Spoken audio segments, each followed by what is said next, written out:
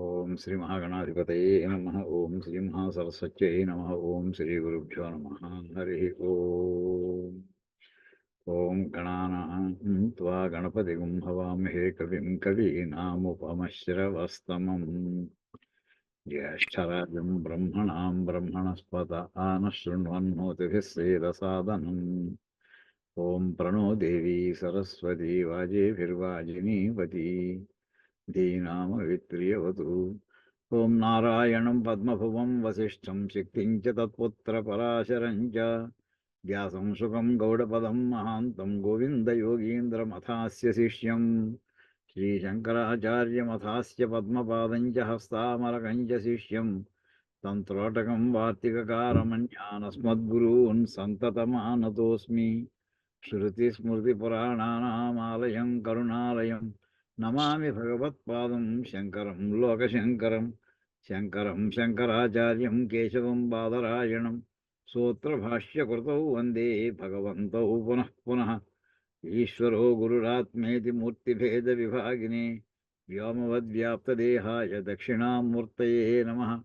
ఓం నమో బ్రహ్మాదిభ్యః బ్రహ్మ విద్యా సంప్రదాయకర్తృభ్యః వంశఋషిభ్యః మహద్భ్యః నమో గురుభ్యః.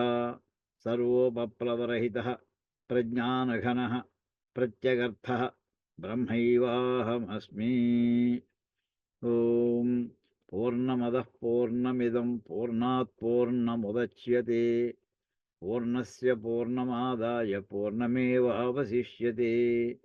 ఓం శాంతి శాంతి శాంతి. 17 మంత్రవాక్యాన్ని కూడా మనం చెప్పుకున్నాం. ఒక్కసారి కొంచెం స్పృశించి తర్వాత ముందరికి వెళదాం మనం. ఇందులో ఇక్కడ ఇదండి.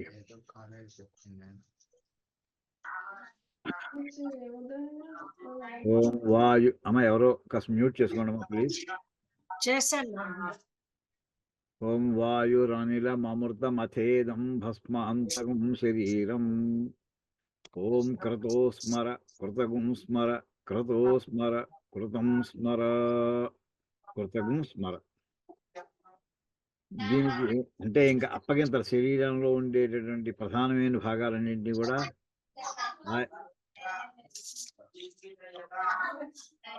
ఎవరో కాస్త మ్యూట్ చేసుకోండి ప్లీజ్.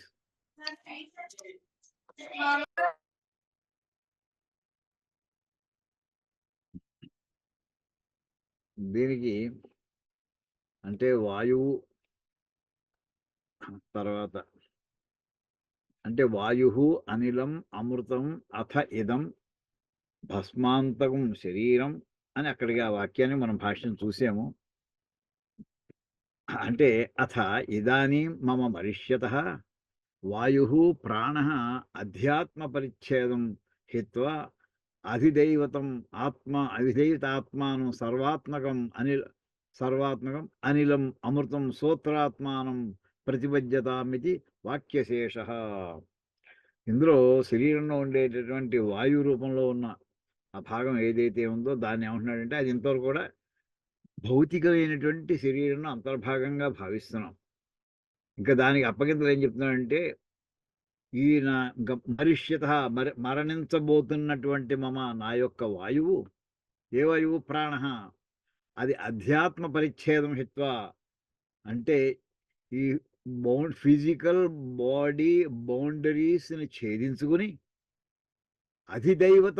అధిదైవతాత్మానం అంటే మనకి అధ్యాత్మము అధిభౌతికము ఆధ్యాత్మము అని మొత్తం 3 రకాలు ఉన్నప్పుడు అంటే మొట్టమొదటిది ఆదిదైవికం, మొట్టమొదటి ఆధ్యాత్మము, 2 ఆదిభౌతికము, 3వది ఆదిదైవికం.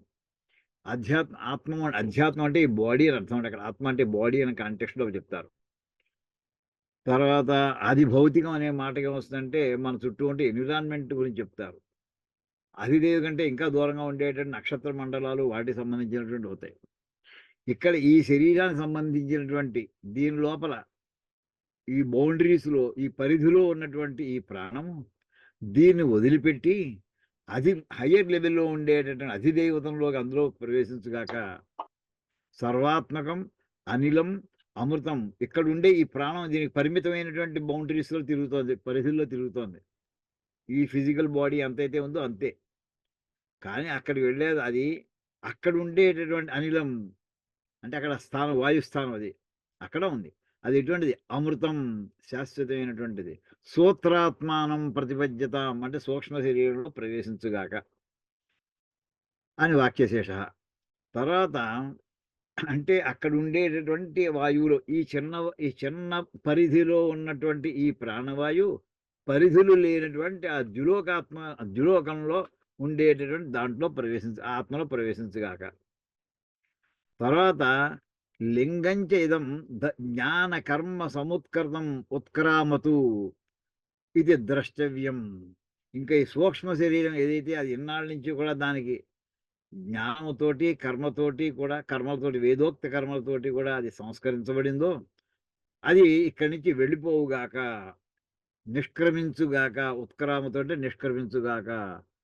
ఏమిటి ఇలా అర్థం చెప్తున్నారు? ఎందుకంటే తర్వాత దానిలో మార్గాన్ని వెతుక్కోమని చెబుతూ వచ్చింది. అంటే ఇప్పుడు మంత్రానికి సమన్వయం కుదర్చాలి. అందుకోసం మార్గయాచన సామర్థ్యాత్ తర్వాత దాంట్లో మార్గయాచన అంటే ఏ మార్గంలో తీసుకెళ్లాలో దాన్ని అక్కడ ప్రార్థన చేస్తున్నారు అక్కడ. ఏ మార్గంలో తీసుకెళ్లారో దేవతని పరమేశ్వరుని. అందుకోసం దానికి అనుకూలంగా ఇక్కడ కొంత సుమారుగా అలా అర్థం చెప్పబోతుంది. ఇంక మిగిలిపోయింది ఇంకేముంది? ఇంక భౌతిక శరీరం అది పడిపోతుంది.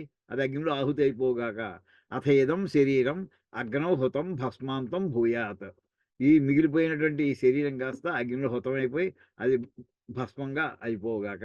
భస్మంతోటి అది ఎండింగ్ అయిపోగాక అని చెప్పి అక్కడ ఓమితి యథా ఉపాసనం. ఓం అంటే అందులో మనకి చివరికి ఇన్నాళ్ళు ఈ సాధకుడు తీవ్రమైనటువంటి మోక్షేచ్ఛతోటి ముముక్షువుగా ఉండి జ్ఞానానికి సాధనమైనటువంటి అంత ప్రయత్నము చేసుకుని అంటే ముందరగా వేదోక్తి కర్మలన్నింటినీ చేసి వాటన్నిటిని పరిత్యజించి కర్మఫలాల్ని పరిత్యజించి జ్ఞాన మార్గంలోకి వచ్చి జ్ఞాన నిష్టను సంపాదించుకుని చివరికి ఇంకా దేహాంతం అయ్యే స్థితిలో ఉండగా ఇంకేం స్మరించుకోవాలి ఇక్కడ? ఆ స్మరించుకోవాల్సినటువంటి మనకి భగవద్గీతలో చెప్పినటువంటిది ఓమిత్యేకాక్షరం బ్రహ్మ వ్యాహరన్ మామనుస్మరన్ యః త్యజన్ దేహం సయాతి పరమాంగతిం. ఆ వాక్యం మనం చెప్పుకున్నాం అనుకుంటాను. అందులో ఉండాలి. అది ఎక్కడుందో అది చూస్తాను. ఒక్క నిమిషం. క్రతు అనే పదానికి మనం నానార్థాలు చూసాం.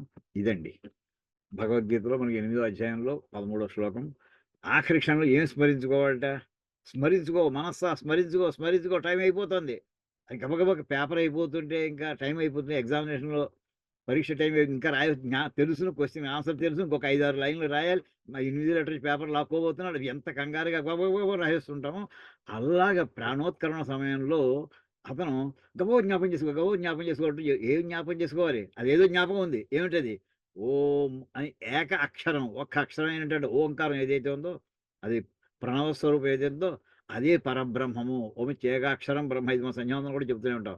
దీని వ్యాహరన్ ఇది ఉచ్చరిస్తూ మాం అనుస్మరన్ నన్ను స్మరిస్తూ యహ ప్రయాతి త్యజన్ దేహం ఈ దేహాన్ని ఎవడైతే వదిలిపెడతాడో సహా పరమాంగతిం యాతి అతను మోక్షాన్ని చెందుతాడే అని పరమాత్మ మనకి ప్రామిస్ చేశాడండి. పరమాత్మ ప్రామిస్ చేశాడు. ఆ మాటే మనకి అక్కడ ఉపనిషత్తులో కనిపిస్తుంది. అక్కడ ఆ మాట ఏమండి ఆ మాటకి మనం జ్ఞాపం చేసుకుంటూ ఇక్కడ మనం అందులో అతను అయితే ఓం అనేటటువంటిది ఏమిటి అంటే 2 చెప్పానండి. ప్రతిదానికి కూడా ఒక సూచకము ఉంటుంది, ఒక సూచ్యము ఉంటుంది. అంటే ఇండికేట్ చేసేటటువంటిది ఉండి ఇండికేట్ అయ్యేటటువంటిది ఉంటుంది. ఇండియా మ్యాప్ చెప్పాను ఎగ్జాంపుల్. ఇండియా మ్యాప్ మన కాగితం మీద చూస్తాం. చిన్న A4 సైజ్ కంటే చిన్న ఉండొచ్చు. ఎంత చిన్నదైనా ఉండొచ్చు.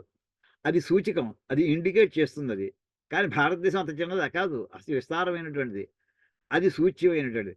అలాగా సూచించేది ఒకటి, సూచించబడేది వేరొకటి ఉంటుంటాయి. కానీ ఓంకారం దగ్గర అలా కాదులెండి. సూచించేది ఓంకారమే, సూచించబడేది ఓంకారమేటండి. అది విచిత్రం. దాని ఒక్కదానికి అలాంటి సిద్ధించిందది. ఓమిది యథా ఉపాసనం అంటే ఓం తోటి ఉపాసన చేసాడంటే అది పరమ ధ్యేయం అది. దానికి చివరికి ఏమిటంటే ఓం ప్రతీకాత్మకత్వం. ప్రతీకం అంటే సూచన చూసి ఇండికేట్ చేసేది. ప్రతీక చిన్న జెండా లాంటిది. జెండా భారతదేశాన్ని చూపిస్తుంది. జెండా సైజ్ ఎంత? 2 అడుగులు గుడ్డ ముక్కది. కానీ భారతదేశం అతి విస్తారమైంది. 72 లక్షల స్క్వేర్ కిలోమీటర్ సైజు ఉండేటటువంటి అఖండ భారతం. అలాగా దానికి ఓం ప్రతీకాత్మకత్వాత్ సత్యాత్మకం అగ్ని ఆఖ్యం, దానికో పేరు కూడా పెట్టారు. ఏం పేరు పెట్టారంటే అగ్ని అని పేరు పెట్టారు. అగ్ని అనేదాన్ని మనం చమకంలో చెప్పుకున్నామండి. అగ్రణి అంటే మొట్టమొదటిది అగ్రి అనే దాంట్లో నుంచి వచ్చింది. నమో అగ్రియాయ చ ప్రథమాయ చ, ఆ రకారం పోయి నకారం వచ్చిందండి. అగ్ని అవుతుంది. అంటే అన్నిటికంటే ముందర ఉండేవాడు. అంటే ఎవ్వరూ లేనప్పుడు కూడా ఉండేవాడు. అందరూ వెళ్ళిపోయిన తర్వాత కూడా మిగిలిపోయేవాడు. ఆ రకం ఉన్నదంటే అగ్ని అంటేనే మొట్టమొదటివాడు, ఆయనే చివరివాడు, ఆయనే పరమాత్మ. ఆ అగ్ని అనే పేరు కలిగినటువంటి ఆ బ్రహ్మ అభేదేన ఉచ్యతే. అగ్ని అన్నా, బ్రహ్మమన్నా, నిర్గుణ పరబ్రహ్మ అన్నా ఒకటే. ఆ రెండిటి తేడా ఏం లేదు. దాన్ని చెబుతూ హే క్రతో సంకల్పాత్మక అంటే మనస్సుని స్మర యన్మమ స్మర్తవ్యం తస్య కాలః అయం ప్రత్యుపస్యతః అంతః నా అంతకాలం వచ్చేసింది. ఓ మనస్సా జ్ఞాపకం చేసుకో, స్మరించు స్మరించు, కంగారు పెట్టేస్తున్నాడు ఆయన. అంటే ఇంక పక్కకి మనసు ఏ పక్కకి చెదిరిపోనివ్వకు. ఏకాగ్రతతోటి ఉండు. స్మరించు. ఓంకారం స్మరించు. ఆయన కూడా స్మరించుకో. అంటూనే క్రతో స్మర, క్రతు అంటే శ్రీ మహావిష్ణువు. అంటే క్రతో స్మర, మనకి విష్ణు సహస్రనామం కూడా వస్తుంది. అంచేతే విష్ణువుని స్మరించుకో. విష్ణువుని స్మరించుకో అంటే మా మనుస్మరణ భగవద్గీతలో వాక్యం ఉంది. ఇక్కడ ఆయన ఇక్కడ ఏం చెప్తున్నాడండి? మమ క్రతో స్మర, కృతం స్మర 2 ఉన్నాయండి. కృతం అంటే నువ్వు చేసే పుణ్యకర్మలు ఎన్నున్నాయో అన్ని పుణ్యకర్మల యొక్క సారాంశం ఏమిటి? ఎందుకు చేసావు అంత పుణ్యకర్మ? ఈ క్షణం కోసం. ఈ క్షణంలో నువ్వు స్మరించుకోలేదు. అది జ్ఞాపకం చేసుకో. ఆ వేళ చేసిన సరదాగా చేయలేదు. టైం పాస్ చేయలేదు. జీవితం అంతా శ్రమ పెట్టుకున్నావు నువ్వు. దీనికోసం అని. ఆ టైం వచ్చింది. దానంతకి ఏకాగ్రంగా జ్ఞాపకం చేసుకో. నువ్వు చేసిన మంచి పనుల యొక్క సారాంశం ఏది ఉందో దాన్ని ఇప్పుడు స్మరించుకో. అంటూ ఇక్కడ దాన్ని చెప్పుకుంటూ వచ్చాడండి. 2 సార్లు ఎందుకన్నాడు అంటే క్రతో స్మర, కృతం స్మర ఇది పునర్వచనం, ఆదరార్థం. దాని మీద గౌరవం. ఎంత మంచి మాట చెప్పాడండి. అంటేనే ఆ మాట ఏమిటంటే ఆ మాట ఎంత గొప్పదో ఎవరు చెప్తాడండి మనకి మన గురించి? వేదమాత తప్ప ఎవరైనా చెప్తారా? ఎవ్వరు చెప్పరు. పరమాత్మ చెప్తాడంతే. ఇంచేత మిగతా అరే నేను జ్ఞాపకం ఉన్నాను ఆఖరి క్షణంలో మన బంధువులను చుట్టూ ముట్టేసేసి, నేను జ్ఞాపకం ఉన్నాను నన్ను గుర్తుపట్టావా? ఈ గొడవతో పక్కనే. అది కాదు నీకు కావాల్సింది ఇది. వాళ్ళందరూ ఇప్పుడే డ్రాప్ అయిపోతారు. నువ్వు ఎప్పుడైతే శరీరం నిష్క్రమించావో అయిపోయింది అక్కడికి కట్ అయిపోయింది.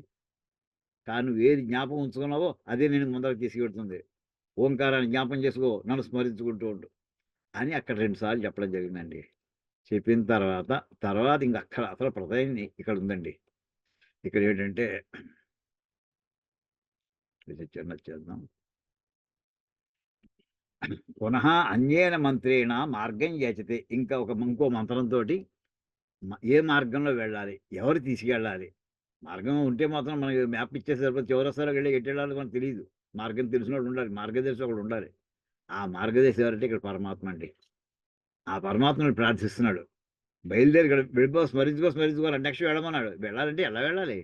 ఏం తెలుసు మనకు? రూట్ ఏం తెలుసు మనకి? ఓం అగ్నేనయ ఇది ఆఖరి మంత్రం అండి ఈశావాస్యంలో. ఎంత గొప్పదో చెప్పలేను అసలు. అగ్నేనయ సుపథారాయే అస్మాన్ విశ్వాని దేవ వయునాని విద్వాన్ యుయోధ్యస్మజ్జుహురాణమేనో భూయిష్ఠాంతే నమ ఉక్తిం విధేమ. ఇందులో పదవిభాగం చేస్తారండి. అగ్నే నయ సుపథా రాయే అస్మాన్ విశ్వాని దేవ వయునాని విద్వాన్ యుయోధి అస్మత్ జుహురాణం ఏనః భూయిష్ఠాం తే నమః ఉక్తిం విధేమ. అంటే అగ్నిదేవుని ప్రార్థిస్తున్నాండి. అగ్నిదేవుడు అంటే మామూలు అగ్నిహోత్రం కాదండి, పరమాత్మనే. హే అగ్ని నయ గమయ, నన్ను తీసుకెళ్ళవయ్యా. ఏమి అంటే ముందర ఇంకా నన్ను ఇంక మాట్లా అగ్నిదేవుడికి ఎందుకోసం వచ్చాడు? వెళ్ళిపోతున్నాడు కానీ తీసుకెళ్ళు అంతే. ఎవరిని తీసుకెళ్ళి? పక్క వాళ్ళని తీసుకెళ్ళి నన్ను తీసుకెళ్ళమని.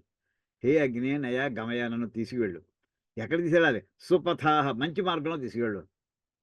మనకి శంచమేమయష్టమే, మనకి చమకంలో చూడండి అక్కడ కూడా ఏ మాట వస్తుందండి. శంచమేమయష్టమే ప్రియంచమేను కామశ్చమే సౌమనసశ్చమే భద్రంచమే శ్రేయశ్చమే వశ్యశ్చమే యశశ్చమే భగశ్చమే ద్రవిణంచమే యంతాచమే ధర్తాచమే క్షేమశ్చమే ధృతిశ్చమే విశ్వంచమే మహశ్చమే సంవిచ్చమే జ్ఞాత్రంచమే సూశ్చమే ప్రసూశ్చమే శీరంచమే రయశ్చమ అర్థంచమే మృతంచమే యక్ష్మంచమే నామయచ్చమే జీవాతుశ్చమే దీర్ఘాయుత్వంచమే నమిత్రంచమే భయంచమే సుగంచమే సుగం అంటే సుఖముగా గమనం ఉండేటటువంటిది. సుగం అంటే హైవే అన్నమాట. చక్కటి హైవే. Very good highway. సుగంచ మే శయనంచ మే అనే సుగం అనే మాటకి ఇక్కడ ఏమిటంటే సుపథ. అంటే మంచి రోడ్డు మీద తీసుకెళ్ళు. అంటే గతుకులు లేనటువంటి రోడ్‌లో అంటే సుఖంగా ఉండే నా ప్రయాణం సుఖంగా వెళ్ళేటట్టు చూడవయ్యా. ఏమిటా మార్గం ఎక్కడికి? అంటే ఇక్కడ సుపథ శోభనేన మార్గేణ చాలా శోభాయమానమైనటువంటి మార్గంలో తీసుకెళ్ళు. చీకటిగా ఉండేటటువంటిది, ఇరుగ్గా ఉండేటటువంటి, గతుకులు ఉండేటువంటి అలాంటి మార్గం వద్దు మనకి. సుపథేది విశేషణం దక్షిణ మార్గ నివృత్త్యర్థం. ఏం చేతండి భగవద్గీతలో మనకి 2 మార్గాలు చెప్పడం జరిగిందండి. ఒకటి సూర్య లోకానికి వెళ్ళేటటువంటిది దేవయానం, పితృయానం ఇందులో కూడా చెప్పుకున్నాం మనం. పితృయానం అనేటటువంటిది పితృలోకాలకు వెళ్ళేటటువంటిది. అంటే వేదోక్తమైనటువంటి కర్మలన్నిటిని అనుష్ఠానం చేస్తే మనకు పొందేటటువంటిది అది పితృయానం అని. అలా కాకుండా అర్చిరాది మార్గాలంటారు. దాన్నే దేవ మార్గం అంటారు. అంటే ఇక సూర్యలోకాన్ని భేదించుకుంటూ వెళ్ళిపోయింది. జ్ఞాని అయినటువంటి వాడు పొందేటటువంటి ఆత్మజ్ఞానం పొందినవాడు వెళ్ళేటటువంటిది. ఆ మార్గం అది కాంతితో ఉంటుంది. ఆదిత్య మండలంలోనే సూర్యకాంతి విపరీతమైనటువంటి కాంతి ఉంటుంది. అంచేత ఇక్కడ సుపథ అన్నంతోటి నాకు చీకటి మార్గంలో వద్దు సుమా, మంచి మార్గంలో తీసుకెళ్ళడంలో ఏంటంటే నన్ను దక్షిణ వైపుకి తీసుకెళ్ళకు, ఉత్తరం వైపుకి తీసుకెళ్ళు. దక్షిణ మార్గ నివృత్తి అర్థం దక్షిణ మార్గంలో వద్దు అని చెప్పడానికి ఇక్కడ సుపథ అనే పదం వాడారు. తర్వాత ఇంకోటేమిటి? నిర్విన్నోహం దక్షిణేన మార్గేణ గతాగత లక్షణేన. అంటే ఇదివరకు చాలా సార్లు వెళ్ళొచ్చాను ఆ దక్షిణ మార్గంలోను. అంటే అనేక జన్మల్లో జన్మ ఎత్తుతుండడం, మరణిస్తుండడం, పుడుతుండడం, మరణిస్తుండడం, పుడుతుండడం, పోతుండడం, అలా చాలా సార్లు వెళ్ళాను ఆ రోడ్లు. నాకు ఆ రోడ్డు ఎలా ఉంటుందో తెలుసు నాకు. అంచేత దక్షిణేన మార్గేణ గతాగత లక్షణేన వెడుతుండడం, వస్తుండడం దాని లక్షణం. వెళ్ళిన వాడు అక్కడ ఆగిపోడు, మళ్ళీ వస్తాడు. ఇక్కడే ఉండడు, మళ్ళీ వెడుతుంటాడు. ఎంచేత వాడు కర్మలు చేసుకుంటూ ఉంటాడు, అనుభవిస్తూ ఉంటాడు. కర్మానుభవ లోకాలవి. అంటే గతాగత లక్షణేన అతః అంచేత నిన్నిప్పుడు ఏమన్నా అడుగుతుంది ఈ ఉత్తర వైపు మార్గం ఇవరకు ఇప్పుడు వెళ్ళలేదయ్యా. వెళ్ళినోడికి తిరిగి రాడండి. అతః యాచే త్వాం నిన్ను యాచిస్తున్నానయ్యా, ప్రార్థిస్తున్నానయ్యా. ఏమిటంటే పునః పునః పునర్గమన వర్జితేన శోభనేన పథానయా. అంటే మళ్ళీ తిరిగి రావడం అనేటటువంటి లేనటువంటి పునరాగమనం లేనటువంటి మార్గంలో ప్రకాశవంతమైనటువంటి మార్గంలో నన్ను తీసుకెళ్ళవయ్యా. రాయే దేనికోసం తీసుకెళ్ళాలయ్యా నిన్ను? రాయే అంటే ధనాయ కర్మఫల భోగాయ. ఇప్పుడు ఏ మార్గం ఇది? కర్మఫలం అయితే దక్షిణ మార్గం ఉంది కదా. ఇది ఆ కర్మ కాదయ్యా, ఇది జ్ఞానకర్మయ్యా. ఇది జ్ఞానం. జ్ఞానం చేత నేను తెలుసుకున్నది మొత్తం సాధనత చేసి మొత్తం సర్వకర్మ ఫల త్యాగం చేసేసిన తర్వాత ఇంక నేను పొందే ఫలం ఏంటి? మోక్షమే. ఆ మోక్ష మార్గాన్ని వాళ్ళ తీసుకెళ్ళవయ్యా. అంతే తప్పించి మామూలుగా కర్మఫల భోగాయ ఇత్యర్థ. అస్మాన్ యథోక్త ధర్మ ఫల విశిష్టాన్ విశ్వాని సర్వాణి హే దేవ వయునాని కర్మాని ప్రజ్ఞానాన్ని వా విద్వాన్. అయితే తీసుకెళ్ళాలంటే ఏమైనా ప్యాసింజర్ దగ్గర టికెట్ లేకుండా ఎవరిని తీసుకెళ్తాడా? ఏ బస్సు వాడు తీసుకెళ్ళడు, ఏ ట్రైన్లోనే ఎక్కడెవరు. నేను చేసినటువంటి పుణ్య కర్మలన్నీ కూడా నీకు తెలుసునయోయ్. ఆ మాట అంటున్నాడండి. విద్వాన్ తెలుసునవాడు, పండితుడు. ఏమిటి తెలుసు? విశ్వాని, విశ్వం అంటే సమస్తమైనటువంటి నాకు సంబంధించినటువంటి కర్మఫలాలు. ఏ పుణ్యాలు చేశాను, ఏ పాపాలు చేశాను, ఎక్కడెక్కడ వెళ్ళాను, ఏ ఫలాలు అనుభవించాను, ఇంకా ఏం మిగిలిపోయి ఇవన్నీ తెలుసున్నటువంటి వాడవయ్యా నువ్వు. అంటే నా బ్యాలెన్స్ షీట్ నీ చేతిలో ఉంది. అందుచేత నాకు ఏ ధనం అయితే రావలసి ఉందో ఆ ధనం వచ్చేటటువంటి మార్గంలో నాకు తీసుకెళ్ళవయ్యా. నాకు ఎంత రావాలని నీకే తెలుసు. నీ దగ్గర మొత్తం చిట్టవజ్జ అంతా నీ దగ్గరే ఉంది. అస్మ ఆ! అస్మాత్ యథోక్త ధర్మ ఫల విశిష్టాన్ విశ్వాని సర్వాణి హే దేవ వయునాని కర్మాణి ప్రజ్ఞానాని వా విద్వాన్ జానన్. మొత్తం సమస్తమైన నా గురించినటువంటి సమస్త వివరాలు నీకు తెలుసునయ్యా. నాకు ఏ కర్మలు అనుభవించాను, ఏ కర్మలు చేశాను, కర్మఫలాన్ని ఆశించకుండా ఏం చేశాను, కర్మలే చేయకుండా ఏం చేశాను, అవన్నీ కూడా నీకు తెలుసునయ్యా. నన్ను చక్కటి మార్గంలో నేను పొందవలసిన ధనాన్ని పొందించేటటువంటి చక్కటి మార్గంలో తీసుకెళ్ళవయ్యా అని ప్రార్థిస్తాడని చెప్తూ అంతేకాదు యుయోధి వియోజయ వినాశ. అయితే తీసుకెళ్తూ నా పాత కర్మలు పడి వెనక అది కూడా పాపపు సంచి కూడా వెనక తగిలిస్తారేమో, అది లేకుండా చేసేసాయి. అంటే నా పాపపు సంచిని వికెట్ చేసేసాయి, ఖాళీ చేసేసాయి. ఆ మాట ప్రార్థిస్తున్నాండి. యుయోధి వియోజయ అంటే నాకు దగ్గర లేకుండా దాన్ని నా నుండి విముక్తి చేయి. దేని నుండి విముక్తి చేయట? వినాశయ అస్మత్ జుహురాణం కుటిలం వంచనాత్మకం ఏనహ పాపం. నేను చేసినటువంటి పాపం అంతా ఏదైతే ఉందో అది ఎటువంటిది, అది సవ్య మార్గం కాదు, అపసవ్య మార్గం, వక్ర మార్గం. పాపాలు చేస్తే మనకు వచ్చే ఫలం ఎలాంటిది? ఏదో ఫలం ఎప్పుడో లభించి దెబ్బ కొట్టి ఉసురు తగులుతుంటాం చూసారా? ఆ ఉసురు తగలడం అంటే దాన్ని ఎవరిని ఇక్కడ వర్ణించారంటే అది కుటిల వక్ర మార్గం. ఎప్పుడు ఉసురు తగులుతుందో తెలియదు. అంచేత నువ్వు ఏం చేయవలసింది ఏంటంటే ఆ పాపం మొత్తం కట్టి దాన్ని ఎక్కడ దూరంగా పడేసేయి. ఇంకా నాకు సంబంధం అంట కట్టకుండా, నాకు అంట కట్టదు, అంటుకుని ఉంది అది. దాన్ని తీసేసేయి, దూరంగా పడేసేసేయి. నాకు దాంతోటి వియోగాన్ని ఏర్పరచు. ఇక్కడ వియోగాన్ని కోరుకుంటున్నాడండి ఇతను. తర్వాత ఇక్కడ వంచనాత్మకం ఏనః, ఏనం అంటే పాపం అండి. అది ఎటువంటిది? జుహురాణం. అది వంచనాత్మకమైంది. ఎప్పుడు దెబ్బ కొడుతుందో తెలీదు ఆ పాపం.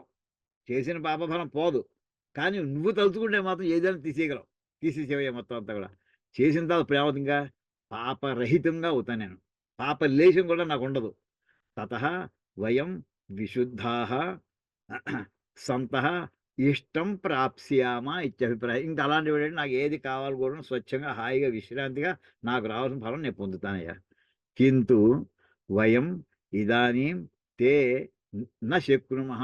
ఇంత గొప్ప నా పాపాన్ని తొలగించగలిగినటువంటి సమర్థుడివి, మంచి మార్గంలో తీసుకెళ్ళేటటువంటి వాడివి, నాకు ఐశ్వర్య ప్రదాతవు నువ్వు. అయితే నీకు నేను ఏం చేయగలనయ్యా నీకు? కింతు వయం ఇదాని ఇంచేత ఇంక ప్రాణోత్కర్షమైన ఉన్నాడు. శరీరంలో దారిద్ర్యం లేదు. ఏ ఇంద్రియానికి ఆ ఇంద్రియం జారిపోతున్నాయి ఇంకా. నేను ఏమీ చేయలేయా నీకు అంటూ అక్కడ ఒక్క మాట అడుగుతాడండి. ఏం చేయాలంటే చివరికి అతను నీకు నాకు శక్తి లేదు. నీకు పరిచర్య చేసేటటువంటి శక్తి కూడా లేదు. నీకు సేవ చేద్దాం విశ్రాంతిగా, ఇదిగో ఇది ఆసనం, ఇలా కూర్చోవయ్యా, ఇదిగో ఇది పాద్యం, అది కూడా నేను ఇప్పుడు ఏమీ ఇవ్వలేనయ్యా. మరి ఏం చేద్దాం అనుకుంటున్నావు? ఒక్క నమస్కారం పెడతానయ్యా. భూయిష్ఠాం బహుతరాం తే తుభ్యం నమః ఉక్తిం నమస్కార వచనం విధేమ నమస్కారేణ పరిచరేమ ఇత్యర్థ. అయితే నీకు అనేక నమస్కారాలయ్యా, అనేక నమస్కారాలు తప్ప నేను మనసారా అంతకంటే ఏం చేయలేను ఇప్పుడు అని చెప్పి అక్కడికి ఆ మంత్రం పూర్తవుతుందండి. ఈ నమస్కారం అనే మాట సరిగ్గా మనం ఎక్కడ విన్నామండి? రుక్మిణీ కళ్యాణంలో ఆఖరిని ఆ బ్రాహ్మడికి అగ్నిజ్యోతనుడికి చూడండి, ఆవిడ అంటుంది, అంజలి గావించద భూసురాన్వయమణి సద్బంధు చింతామణి. ఆవిడ ఎవరిని అడిగి చూడండి సరిగ్గా సన్నివేశం ఎంత పోలికలు ఉన్నాయో. నాకు పరమాత్మని ఆయనతో కాస్త నా సందేశాన్ని చెప్పబోయా అంటే అగ్నిజ్యోత, అక్కడ కూడా పేరు అగ్నే గుర్తెట్టుకోండి. అగ్నిజ్యోతనుడే వెళ్ళాడు, పరమాత్మతో సంధానం చేశాడు, ఆయన వస్తున్నాడయా అని చెప్పాడు. చెప్పేప్పటికి ఈ భక్తురాలు ఏం చేస్తుంది అనమాట, నీకు నేను నమస్కారం ఇవ్వగలను, అంతకని ఏం చేయగలనే? ఈశావాస్యంలో ఇక్కడ ఆఖరిని ఏ పదం అయితే ఇక్కడ చెప్పడం జరిగిందో, ప్రాణాలతో ఉన్నటువంటి ఒక మహాభక్తురాలు పరమాత్మను జారబోతున్నా అని తెలుసుకుని ఒక్క నమస్కారం పెట్టింది. ఇంచేత ఇక్కడ లౌకికంగా తీసుకుంటే ఇంటూ అందరూ తనకి వ్యతిరేక వర్గమే. అన్నగారులు అందరూ, అందులో రుక్మి భయంకరమైనటువంటి శిశువాని యొక్క స్నేహితుడు, శత్రువర్గం మధ్యలో ఉంది ఆవిడ. నీకేం చేయగలను అని ఒక్క నమస్కారం చేయగలను. ఆ మాట ఇక్కడ మనకి అంటే ప్రాక్టికల్గా ఎలా చేశారో ఇక్కడ చూపిస్తున్నామండి. అయితే ఇక్కడ ఈ సందర్భంలో ఒక ఇంకా చాలా ఉందనుకోండి, వ్యాఖ్యానం చెప్పుకుందాం. ఇలాగే నమస్కారం చేసినటువంటి వాడు అయ్యో ఏనాటిదో మనకి భారతకాలం అంటే 5,000 సంవత్సరాలు అనుకుంటామండి. ఇలాగే జీవించిన ఆఖరి మాట, ఆఖరి వాక్యం అగ్నేనయ. అగ్ని పరిచర్య చేసుకుంటూ ప్రాణం వదిలిపెట్టిన వారు, నమస్కారం చేసుకుని వెళ్ళిపోయిన వాళ్ళు ఎవరైనా ఉన్నారా? ఉన్నారండి. నేను చూశానండి. ఆయన యొక్క ఆఖరి క్షణం చూశానండి నేను. ఒక మహానుభావుడిది. ఒక మహానుభావుడి ఆఖరి క్షణం చూశానండి. ఎవరో కాదు, డైరెక్ట్ మా తాతగారు, మా పితామహుడు. ఆయన ఘనాంత స్వాధ్యాయి. నేను మొట్టమొదటి మీకు చెప్పానండి. ఆఖరి రోజున ఇంకో కథ చెప్తాను అన్నాను. మొట్టమొదటి ఉన్న కథ చెప్పాను. మా చిన్న తాతగారి కథ చెప్పాను. జరిగింది నరసింహన్ గారు. ఈవేళ చెప్పబోయేది దీని పేరు బాపన్న దీక్షిత్ గారు. ఈయన ఈ కథ చూడండి, అగ్ని అక్షరం అక్షరం ఎలా జరిగిందో. నాకు అప్పటికి నేను అంటే మీకు టైం వేస్ట్ అని అనుకోకండి. మహానుభావుల గురించి స్మరించుకోవడంలో వాళ్ళు మహర్షులే వాళ్ళు. వాళ్ళ జీవితాలను పణం పెట్టి వాళ్ళు ఇలాగే జీవించారు. ఆయన ఆ రోజుల్లో ఆయన ఏ రోజున పోయారో డేట్ కూడా గుర్తుందండి. 1961 డిసెంబర్ 10వ తారీఖున పోయారండి. మార్గశిర శుద్ధ తదియ ఆ వేళ. అప్పుడు నేను 10th క్లాస్ చదువుతున్నాను. అంటే 5th ఫారం అనేవారు. 5th ఫారం చదువుతున్నాను రియాలిలో. ఆయన ఒంటో బాలేదు. అప్పటికి 83 ఏళ్ళు వచ్చాయి ఆయనకి. మా నాన్నగారు పెద్ద కొడుకు. చిన్నాయనేమో రెండో ఆయన సుబ్బాహన్ గారు, మూడో ఆయనేమో ప్రకాష్ శాస్త్రి గారు. ఆ సూర్యప్రకాష్ శాస్త్రి గారు అంటే నిజంగా ఆయన సూర్యప్రకాశమానమైనటువంటి పాండిత్యంతోటి రాష్ట్రపతి పురస్కారం పొందారు. అత్యంత విద్యారణ్య స్వామి యొక్క తేజస్సు అంతా ఆయనలో ఉందా అని అనుకునేంతలా చక్కటి భాషణం. వేదానికి అర్థం చెప్పాలంటే ప్రకాశశ్రీ గారు చెప్పాలని అంత పేరు తెచ్చుకున్నారు ఆయన. ఆయన కాలం చేసి 2007లో కాలం చేశారు ఆయన. ఏమండి ఆగాడి జరిగిన సన్నివేశం చెప్తానండి. మా తాతగారు క్షణం ఎలా జరిగిందో. ఆయన ఘనం అంత ఎంతమందికి వేదం చెప్పారో తెలీదు. ఇంట్లోనే అందరం ఇంట్లో ఉండడమే. చివరికి ఇంట్లో విద్యార్థులు మా మన మా నాన్నగారు, తర్వాత మా బాబాయ్యలు వీళ్ళంతా కలిసి వీళ్ళంతా విద్యార్థులు కలిసి ఉండేవారు. కలిసి చదువుతూ ఉండి, కలిసి అద్దెనాలు తింటూ ఉండడం. పాఠం చెప్పినప్పుడు ఆయన పొద్దున్నే రోజు నిత్యం గోదావరికి వెళ్ళి వస్తూ ఉండడం. గోదావరి 1 కిలోమీటర్ దూరం ఉంటుందండి. లేదా 1½ కిలోమీటర్స్. నిత్యం గోదావరి స్నానం చేసుకోవడం, పొద్దున్న తెల్లారిటే వెళ్ళిపోయి అక్కడ అనుష్ఠానం చేసుకోవడం, బ్రహ్మయజ్ఞం చేసుకోవడం, ఇంటికి రావడం, దేవతార్చన చేసుకుని కాసేపు వెంటనే పాఠం చెప్పడం. చెప్పి ఈయన ఏం చేశారంటే సుమారు 1950, 51 ఆ ప్రాంతంలో అగ్ని ఆధానం చేశారండి. అంటే త్రేతాగ్నిని ఇంట్లో పెట్టుకుని సేవ చేసే పద్ధతి అది. అగ్ని ఆధానం అంటారు. మామూలుగా అంతవరకు కూడా ఘనాపాటి అన్నా లేతే ఏదన్నా గానీ అగ్ని ఆధానం చేసే దీక్షితులు అని పేరు వస్తుందండి. అంతవరకు బాపన్న ఘనాపాటి గారు, బాపన్న దీక్షితులు గారు. ఆయన గురించి ఒక మాట చెప్పారు. ఆయన జిహ్వకి దోషం లేదుటండి. అంటే ఏంటన్నమాట, ఆయన వేదాక్షరాలు ఉచ్చారణలో అక్షరాల ఉచ్చారణలో గాని, స్వరంలో గాని, ఆయన జీవితకాలంలో ఒక్కసారి కూడా తప్పు చెప్పలేదటండి. అది ఆయనకున్నటువంటి ప్రఖ్యాతి. ఆయన సుమారు 1950 చెప్పిన 51 ఆ ప్రాంతంలో అగ్ని పెట్టుకున్నాక ఆయన సుమారు 10 సంవత్సరాలు 61 దాకా జీవించారాయన. అప్పుడంటే 70వ ఏట ఇప్పుడు సుమారుగా పెట్టుకుని ఉంటారు. 71, 72 ఏట. అప్పటినుంచి ఎప్పుడు అగ్నిఆహ్వానం చేసిన తర్వాత ప్రతి 15 రోజులకి కూడా అంటే పౌర్ణమి వెళ్ళిన పాడ్యమి నాడు, లేక అమావాస్య వెళ్ళిన పాడ్యమి నాడు చిన్న సైజు యజ్ఞం లాంటిది. దాని పేరేమిటంటే ఇష్టి అంటారండి. ఇష్టి మనం కూడా చాలాసార్లు చెప్పుకున్నామండి. ఈ ఇష్టి చేస్తూ ఉండేవారు. అలా ఎప్పుడు అవి చిన్నగా జరుగుతూ ఉండేది.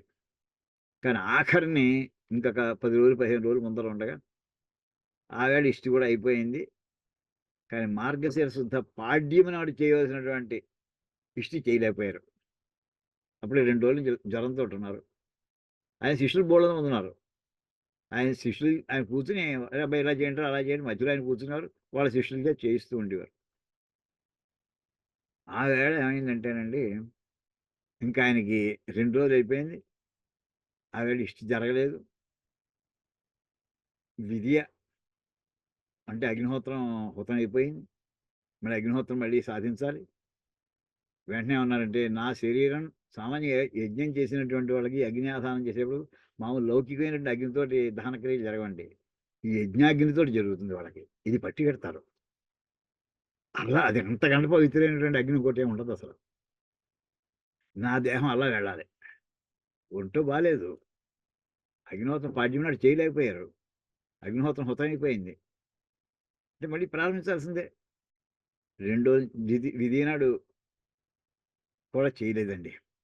ఆయనకి అనుమానం వచ్చింది ఇంకా. తదీనాడు ఆయన వెళ్ళిపోతారు అని ఖచ్చితంగా ఆయనకొచ్చి, ఆయన విధి నాడు సాయంకాలం మొత్తం తన శిష్యులు ఎక్కడెక్కడ ఉన్నారు అందరికీ కూడా కౌరవించి, రాత్రి అంతా ఇక్కడ ఉండవలసిందే. ఆయన విద్యార్థులందరూ వచ్చేసారు. గోవింద ఘనాపాటి గారిని, యనమల ఘనాపాటి గారిని ఇలాంటి వాళ్ళందరూ వచ్చేసారండి.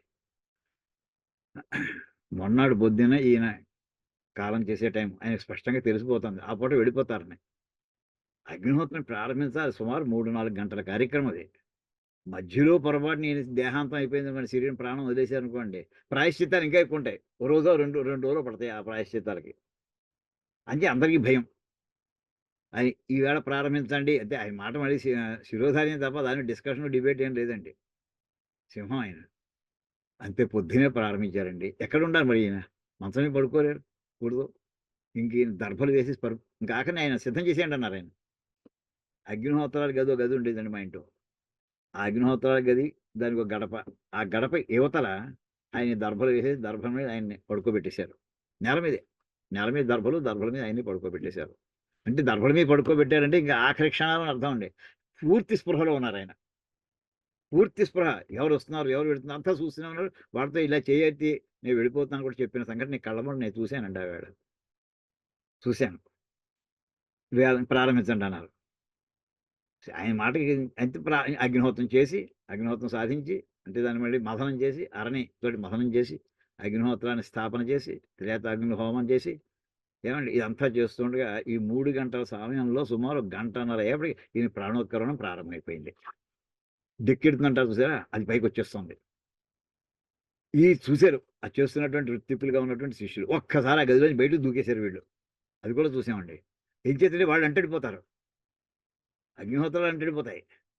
వాళ్ళు అంటడకుండా ఉంటే మళ్ళీ దాన్ని ఏదో ప్రాయశ్చిత్తం చేయదు. వాడు కూడా అంటేది మళ్ళీ వాడు యజ్ఞోపేతాలు చేసుకోవడం మొత్తం పెద్ద దంతయిపోతుంది. దాన్ని దూటేసారు. దొడ్లోకి దూటేశారు వాళ్ళు. ఆయన ఆయనకి అర్థమైంది. వాళ్ళనేం అనుకోలేరు. ఒక్కసారి నిగ్రహించుకుని మళ్ళీ ఆ డెక్కుని నొక్కి పెట్టుకుని ఒక 2 నిమిషాల సమయంలో మళ్ళీ ఆయన పూర్తి కంట్రోల్‌లోకి వచ్చేసిందండి బాడీ. చేయండి, కంటిన్యూ చేయండి అన్నారు. చేయండి అంటే ఈయనకి ధైర్యం ఉంది కానీ వాళ్ళ ధైర్యం లేదు. కానీ మాట చెప్పలేరు. ప్రారంభించారండి. అన్ని మంత్రాలు ఈ నోటితోటి ఉచ్చరించుకుంటూనే ఉన్నారు. పడుకుని ఉన్నారు. ఏం చేయలేరు. పెద్ద కొడుకున మా నాన్నగారు చేస్తున్నారక్కడ. అంటే ఆయన తరఫున యజమాని తరఫున చేస్తుంటారు కదా! వాళ్ళు మంత్రాలన్నీ శిష్యులంతా చేస్తున్నారు. త్రేతాగ్నులు అవుతున్నాయండి. ఆఖరినంతా అయిపోయింది.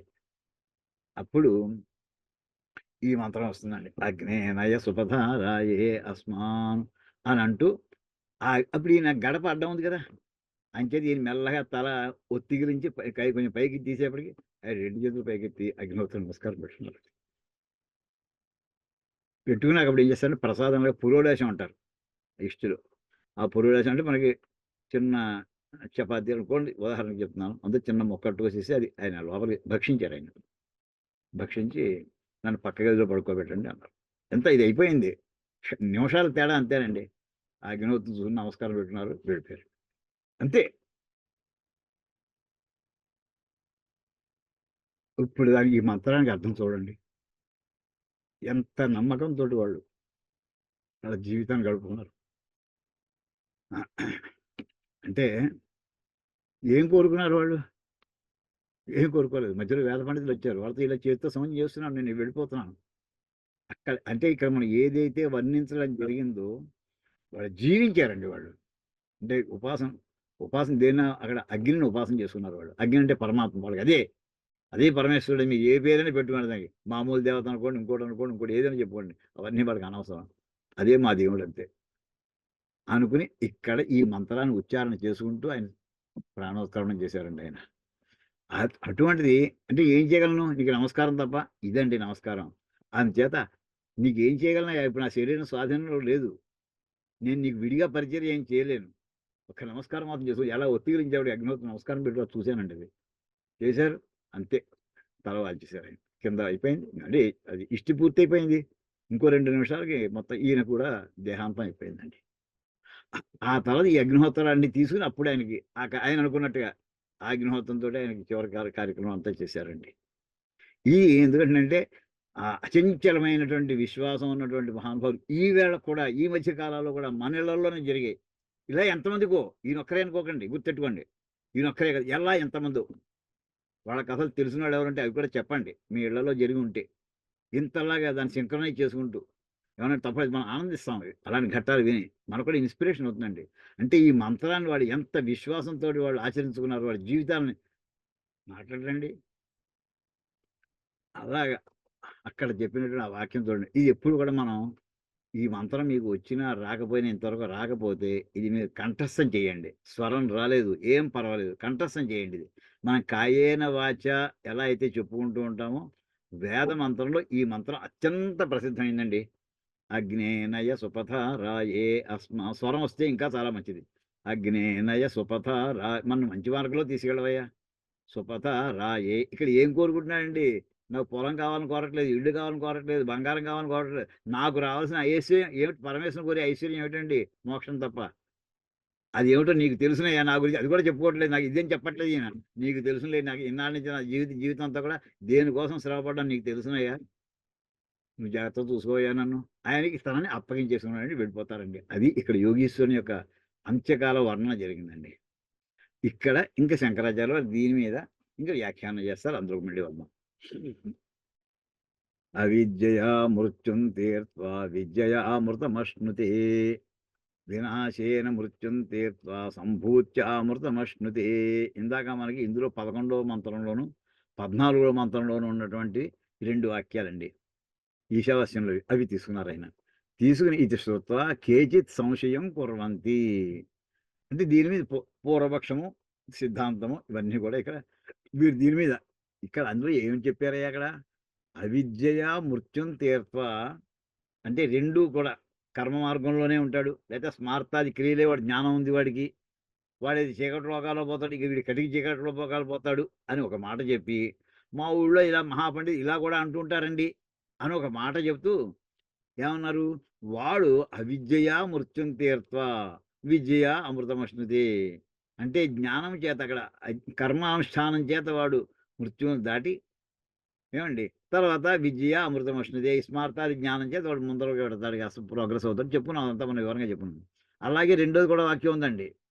అక్కడే సంభూతి అసంభూతి. సంభూతి అనేదేమో మనకి చతుర్ముఖ బ్రహ్మను అనుకున్నాం. అసంభూతి అంటే అమ్మవారని చెప్పుకున్నాం మనం. అంటే అక్కడ ఉన్నటువంటి వాక్యం వినాశేన మృత్యుం తీర్త్వా సంభూత్యామృతమశ్నుతే. వినాశేన అంటే వినాశము స్వభావముగా కలిగినటువంటి జీవుడు అంటే బ్రహ్మగారు. అంటే వినాశం అంటే ఎండింగ్ ఉంది ఆయనకి. ఇంకేదని వీళ్ళందరూ కూడా చతుర్ముఖ బ్రహ్మగారికి ఆయన కూడా హిరణ్య గర్భ ప్రథమ జీవ మొదటి జీవుడు. ఆయన జీవుడు ఎప్పుడైనా ఆయనకు దేహము ఆ దేహానికి అంతం ఉంటుంది. అలాగా ఆ సందర్భంలో మనం చెప్పుకున్నప్పుడు ఇది ఈ మాటలు విన్నాక కేచిత్ సంశయం కొరవంది. కొంతమందికి అనుమానం పడుతూ ఉంటారు. ఏమిటి? అత అత తన్నిరాకరణార్థం సంక్షేపత విచారణం కరిష్యామః. ఇప్పుడు ఆ విషయం అయితే కాస్త విచారణ చేద్దాం అంటున్నారు శంకరాచార్యులు. తత్ర తావత్ కించిన్నిమిత్త సంశయ ఇత్యుచ్యతే. ఏమిటిది? విద్యాశబ్దేన ముఖ్యా పరమాత్మ విద్యైవ కస్మాన్న గృహ్యతే అమృతత్వంచ. ఏమయ్యా ఇక్కడ చెప్పినటువంటి విద్య అనే దానికి ఉపాసన అని ఈ అర్థం చెప్పారు కదా మీరు భాష్యం రాస్తూ. విద్య అనేది మామూలుగా ఎప్పుడు కూడా మనకి పరావిద్య అనే అర్థం కదా. ఆ అర్థాన్ని ఎందుకు తీసుకోరు? విద్యాశబ్దేన ముఖ్య పరమాత్మ విద్యైవ. పరమాత్మ సంబంధించినటువంటి విద్యనే విద్యలు అంటాము. కస్మాన్ నగృహ్యతి అమృతత్వంచ. దాన్ని అమృతము అని అంటారు. ఆ పరావిద్య చేత మనం పొందేటటువంటి స్థితి ఇది మోక్షాన్ని.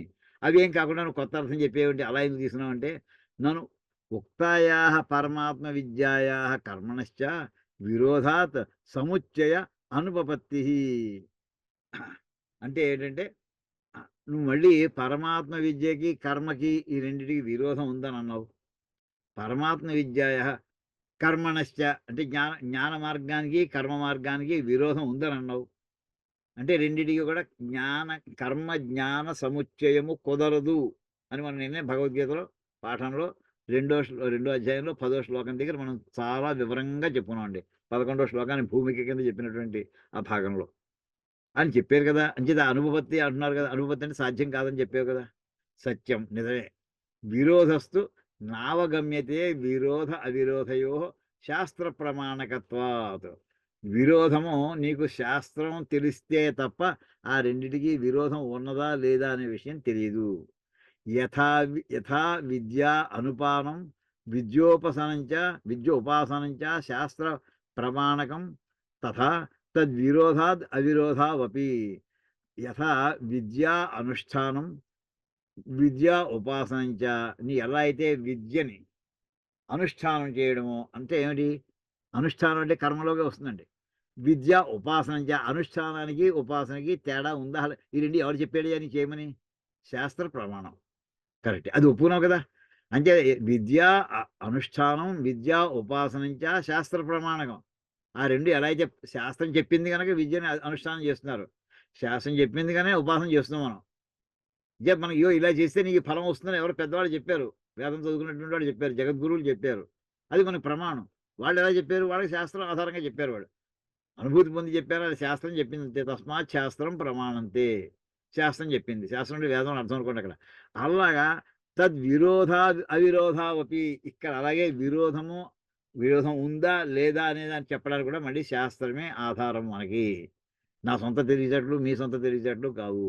యథాచ నహింస్యాత్ సర్వభూతాని ఇది శాస్త్రాద్ అవగతం పునః శాస్త్రేణైవ బాధ్యతే అధ్వరే పశుం హింస్యాదితి. చిన్న ఉదాహరణ వేదం నుంచి తీసుకున్నారు. ఉపనిషత్తులో ఏం చెప్పారయ్యా? నహింస్యాత్ సర్వాభూతాని. ఏ జీవిని కూడా హింస చెయ్యకూడదు, ఏ జీవికి కూడా హింస కలిగించకూడదు, బాధ పెట్టకూడదు అని వేదం చెప్పింది. ఒప్పుకుంటావా? అవును. ఆ వేదం ఏం చెప్పింది? యజ్ఞాలు చేయమని చెప్పింది. యజ్ఞంలో పశుహింస ఉందా లేదా? ఉంది. మరి రెండింటి సమానం ఎలా కుదిరిందయ్యా? ఏవం అంచేత ఉందా లేదా ఇంక ఆ బాధ్యత నువ్వు తీసుకోకు. వేదం తీసుకుంది బాధ్యత. ఏ వయస్సులో చేయమంది యజ్ఞాలు? ఏ వయస్సులో నీకు మిగతా మిగతా భాగ జ్ఞాన మార్గంలో వెళ్ళమని చెప్పింది? ఎంతకు నీ వేదశాస్త్రాలు చెప్పబట్టే నీకు తెలుస్తున్నాయి. అదే రకంగా అంటే ఇక్కడ పరస్పరము విరోధంగా ఉన్నట్టు కనిపించే విషయాలు 2 కూడా ఒకే వేదం చెప్పడం జరిగింది. ఏవం విద్య అవిద్యయోరపి స్యాత్. అంటే విద్యకి, అవిద్యకి భేదం కూడా అల్లా శాస్త్రం చేతనే నిర్ణయించుకోవాలి మనం. విద్యా కర్మణోశ్చ సముచ్చయః. ఈ విద్య అంటే జ్ఞాన మార్గానికి, కర్మ మార్గం 2 కూడా కలిపి చేయొచ్చా? చెయ్యకూడదా? ఇది కూడా మనం వేదం చేతనే ఆధారంగా తెలుసుకోవాలి. నదూరమేతే విపరీతే విషూచి అవిద్యయా యాచ విద్యా. కఠోపనిషత్తి శృతేః. తర్వాత విద్యాంచ అవిద్యాంచేతి వచనాత్ అవిరోధ ఇది చేతు. విద్యకి అవిరోధకి రెండింటి కూడా విరోధం అవిరోధ. ఈ ఇక్కడ విద్యాంచ అవిద్యాంచ ఇది వచనాత్. విద్య ఒకటి అవిద్య ఒకటి అనే వచనం ఒకటి చదివాం మనం. అందుచేత ఇక్కడ పైన చూడండి, అవిద్య యాచ విద్య 2 పదాలు దొరుకుతున్నాయి. అంచేది 2 కలిపి చేయమంటే కనిపిస్తుంది కదా, అవిరోధ ఇది చేయదు. నా 2 కలిపి చేయమని చెప్పటం లేదు. హేతు స్వరూప ఫల విరోధాత్. ఏం చేదంటే కర్మ చేస్తే వచ్చే ఫలం ఒక రకం, జ్ఞానం వల్ల వచ్చేటటువంటి ఫలం ఇంకో రకం. ఇది చేస్తుంటే అది కుదరదు, అది చేస్తుంటే ఇది కుదరదు, అసంభవం అది. అందుచేత ఆ రకంగా ఇక్కడ హేతు స్వరూప ఫల విరోధాత్. ఇది ఏది కారణం అనుకుంటున్నాం అంటే విద్య ఒకదాని కొన్నిటికి కారణం, కొన్నిటి అవిద్య కొన్నిటికి కారణం. అవిద్య అంటే కర్మానుష్ఠానం ఏమండి, ఇంకోటి విద్య అంటే జ్ఞాన మార్గం. అందుచేత ఆ రెండింటి అది ఇచ్చే ఫలాల్లో తేడా ఉంది. అందుచేత ఈ 2 కూడా పరస్పర విరుద్ధమైనటువంటివి. విద్యా విద్య అవిరోధ అవిరోధయో విరోధ అవిరోధయో. విద్యకి అవిద్యకి విరోధం ఉందా లేదా అనేటటువంటి మాటలు ఇక్కడ కిందకు వస్తున్నాడండి.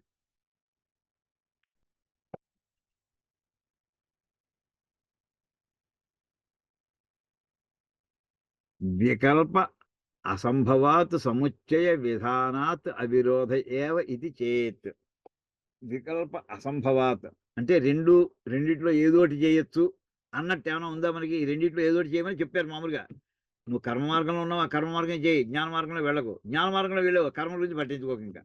అంచేత అటువంటిప్పుడు అవిరోధ రెండిటికి తేడా లేదయ్యా, చెప్పడంలో ఒకటే రకంగా చెప్పింది కదా అంటే నా అలా కాదు.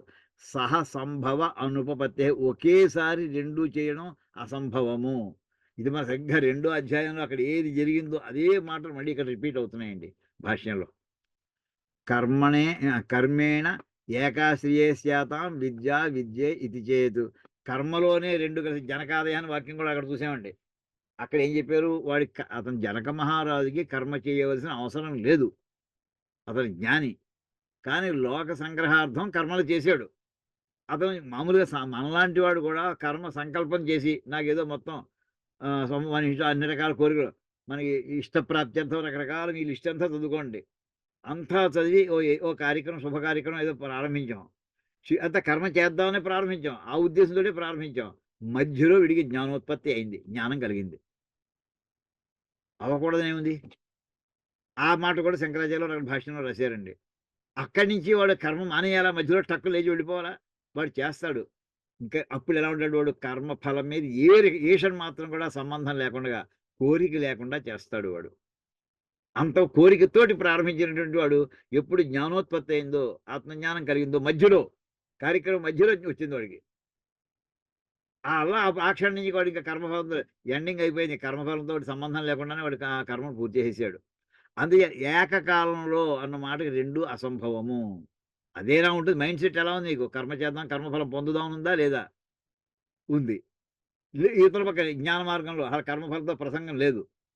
ఈ రెండిట్లో ఏదో ఒకటి తేల్చుకోమని చెప్పారు. అలా ఉంటే రెండిటి కూడా సహ సంభవ అనుపపత్తే. 2 కలిపి చేయుట అసంభవము అని చెప్పి కర్మణ ఏకాశ్రియే స్యాతాం విద్యా విద్య అయితే చెప్పేసామండి.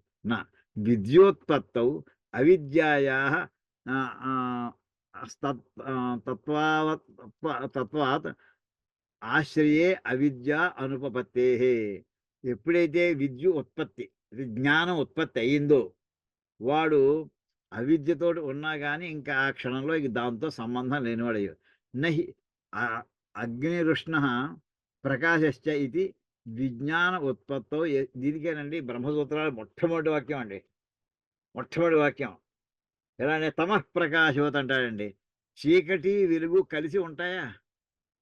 చీకటి వెలుగు ఒక్కసారి ఏకకాలంలో ఉంటాయా? ఒక చోట ఉండవు. ఉంటే చీకటైనా ఉంటుంది, లేదా దీపం దగ్గర వెలుగైనా ఉంటుంది, అంతే. దీపం లేకపోతే చీకటి, దీపం ఉంటే వెలుగు. అలాంటివి రెండు అని చెప్పుకొస్తున్నారండి. విజ్ఞానోత్పత్తో యస్మిన్ ఆశ్రయే తదుత్పన్నం తస్మిన్నేవ ఆశ్రయే. శీత అగ్ని అప్రకాశక వేత్ అవిద్యయా ఉత్పత్తిర్నాపి సంశయే అజ్ఞానం వా. ఇదంతా నేను ఇంకోసారి మళ్ళీ విడిగా చెప్తానండి. యస్మిన్ సర్వాణి భూతాని ఆత్మైవ అభూత్ విజానత తత్ర కోమోహ. ఇందులో మనకి 7వ శ్లోకంలో వచ్చిందండి, 7వ మంత్రంలో వచ్చింది. ఎవడైతే సమస్తమైనటువంటి మనకి సర్వాత్మభావం అని చెప్పుకున్నామండి. సర్వాత్మభావం అంటే సమస్త జీవులు యందు తనను చూసుకోవడం, తన యందు సమస్త జీవులను చూసుకునేటువంటి, అంటే సమస్తము ఒకటే అద్వైత సిద్ధి పొందినటువంటి వాడికి తత్ర కోమోహ కశోక. వాడికి మోహం ఏమిటి? మోహమే లేకపోతే ఇంక దుఃఖం ఎక్కడుందో అరగ. మోహ శోకాలు రెండు కూడా, రెండు శోకమోహాలు రెండు కలిసి ఉంటాయి. ఎక్కడ మోహం వచ్చిందో దాని ఫలం శోకం. మోహమే లేనప్పుడు శోకం ఎక్కడి నుంచి వస్తున్నాయా? ఏకత్వం అనుపసిద. సమస్త బ్రహ్మాండాలంతా కూడా అద్వైత భావంతో నిండిపోయి ఉండడానికి దర్శించినటువంటి మహానుభావుడికి ఆ శోకం ఎక్కడి నుంచి వస్తున్నాయా? ఇది శోక మోహాది అసంభవ శృతే. అది కూడా మన వేదంలో వాక్యం ఇది. ఉపనిషత్తు అంటే వేదంలో వాక్యం అండి. అవిద్య అసంభవాత్ తదుపాదానస్య కర్మణ అపి అనుపపత్తిం అవోచామా. అవిద్యా సంభవాత్ అంటే అవిద్యే, అజ్ఞానమే పోతే అజ్ఞానం వల్ల మనం చేసేటటువంటి కర్మలు కూడా దాంతో పాటే కొట్టుకుపోయాయి. కర్మలే పోయి ఆ మాట ఉండడం వల్ల ఈ కర్మ మార్గానికి జ్ఞాన మార్గానికి సంబంధం లేదు అని ఖచ్చితంగా చెప్పడం జరిగింది. అవోచామా చెప్పాము. అమృతం అశ్నుతే ఇత్యపేక్షికం. అమృతం ఆపేక్షికం. విద్యాశబ్దేన పరమాత్మ విద్యాగ్రహణే హిరణ్మయేన ఇత్యాదిన ద్వార మార్గాది యాచనం అనుపపన్నం స్యాత్. తస్మాత్ ఉపాసనయా సముచ్చయ న పారమాత్మిక విజ్ఞానేన ఇది యథా అస్మాభిః వ్యాఖ్యాతం ఏవ మంత్రార్థం అర్థః ఇత్యుపరమ్యతే.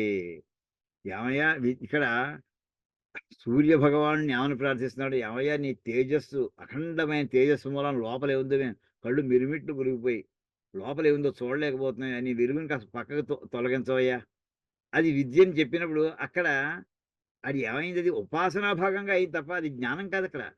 ఎప్పుడైతే జ్ఞానం లోపల ఉంది దర్శనం చేశాడో, అబ్బా ఎంత కళ్యాణతమం అనే మాట వాడాడండి. ఆ మాట చెప్తున్నాడండి.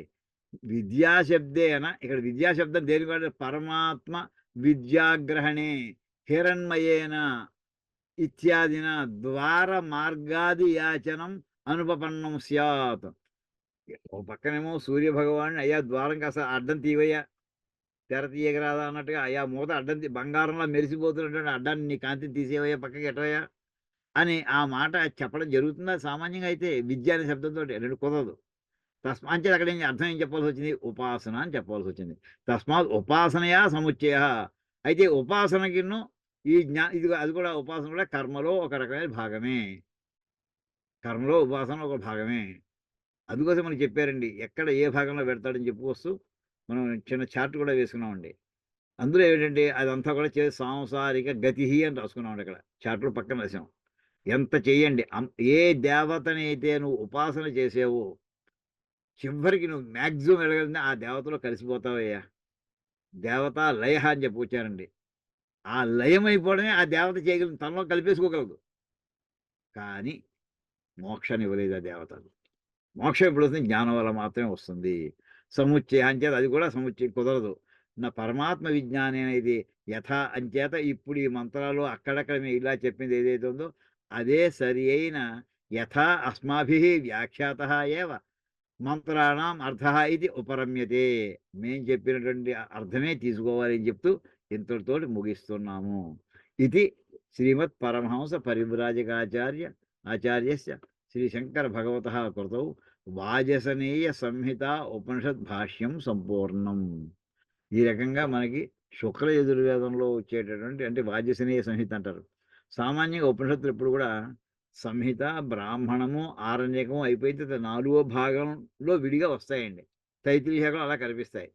కానీ ఈశావాస్యం ఏంటంటే శుక్ల యజుర్వేదం సంహిత ఉంది 40 పన్నాలు. ఆ 40వ పన్నం ఏంటంటే చివరి ఈశావాస్యమేనండి. అంటే సంహితలోనే ఆఖరి పన్నం ఉపనిషత్తు అయిపోయింది.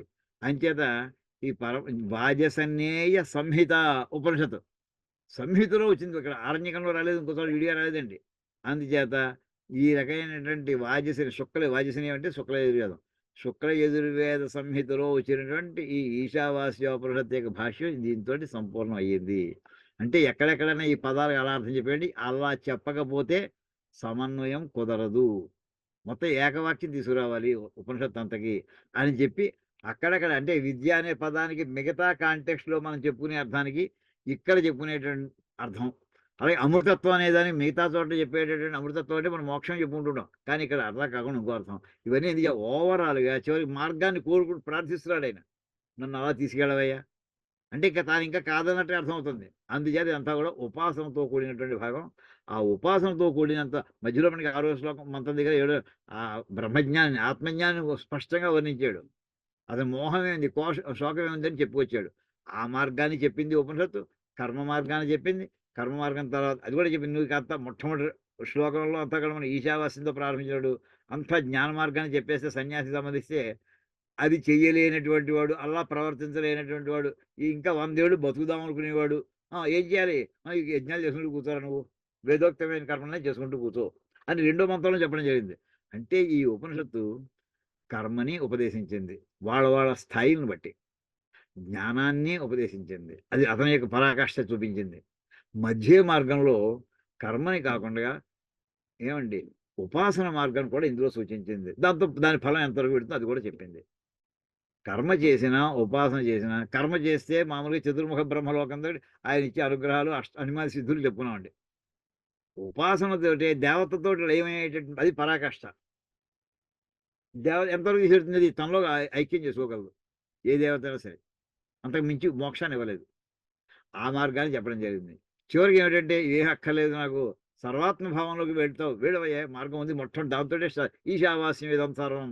మొత్తం సమస్త బ్రహ్మాండాలతో అన్నీ కూడా శివులగైతే చతుర్ముఖ బ్రహ్మ వరకు కూడా అంతా కూడా పరబ్రహ్మమయమే అని అక్కడి నుంచి స్టార్ట్ చేసి మొత్తం ఎన్ని రకాల మార్గాలు ఉన్నాయో ఎవరెవరు ఏ మార్గాలకి అర్హులో వాళ్ళు ఆ మార్గాల్లో ప్రయాణం చేస్తూ అత్యున్నత స్థాయికి వెళ్ళడానికి అవసరం వస్తే చివరికి దేహాంతంలో మధ్యలో జీవన్ముక్తిలోనే కావచ్చు, లేక దేహాంతం మధ్యలో కాకపోతే దేహాంత కాలంలోనే పరమాత్మను కోరుకోండియా, ఓంకారాన్ని స్మరించుకోండియా, మీ పుణ్యకర్మను స్మరించుకోండియా అని ఒక అత్యుదాత్తమైనటువంటి మనకు ఒక సందేశాన్ని అందించింది ఈశావాస్యోపనిషత్తు అండి. అదృష్టం అండి, మనకి అదృష్టం అసలు ఈశావాస్యోపనిషత్తు ఇంత వివరంగా మనం చెప్పుకోవడానికి.